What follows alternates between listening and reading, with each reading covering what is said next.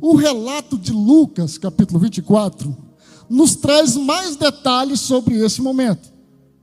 Porque aqui é o primeiro dia da semana, à tardinha, o domingo à tardinha, Jesus havia ressuscitado pela manhã, e quando nós lemos o relato da ressurreição, às vezes fica um pouco confuso para a gente.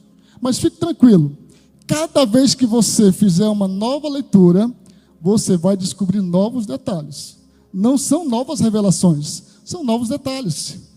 E a gente fica sem entender muitas vezes, porque parece que Mateus fala uma coisa, parece que João traz um detalhe diferente, mas na verdade existe uma harmonia dos evangelhos. E é importante fazermos uma leitura dos evangelhos de forma harmoniosa. E quando vemos a harmonia dos evangelhos, nós vemos que esse evento acontece de fato nesse primeiro dia da semana, mas Lucas traz alguns detalhes a mais. Tanto Lucas, quanto João, quanto Marcos, quanto Mateus trazem um relato da ressurreição de Jesus.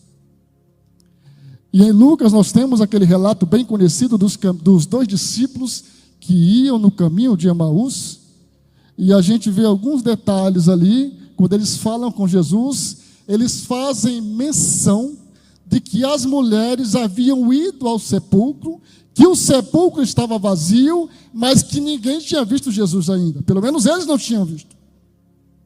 Porque depois que aquelas mulheres vão ao sepulcro, aí nós vemos um destaque para Maria Madalena, que quando ela chega ao sepulcro, ainda bem de madrugada, certamente ainda escuro, e ela dá uma olhada lá para dentro daquele buraco, daquele túmulo, e ela vê que o corpo de Jesus não estava lá. E ela fica assustada. E fica muito triste, porque elas tinham ido, ela e as outras mulheres, para perfumar o corpo de Jesus. E elas não entendem ainda que ele havia ressuscitado. E elas ficam encabuladas porque o corpo não está lá, e elas não sabem para onde levar o corpo. Elas não estão falando de ressurreição. Elas querem saber cadê o corpo do mestre delas. E aí então elas se viram e voltam para falar para os discípulos que o corpo não estava lá. E aí nós temos um relato tanto em João quanto em Lucas, que João e Pedro correm para o sepulcro, e chegando lá eles conferem o que ela havia dito, que de fato o corpo não estava lá. Mas eles não viram nem o corpo, nem o Jesus ressurreto.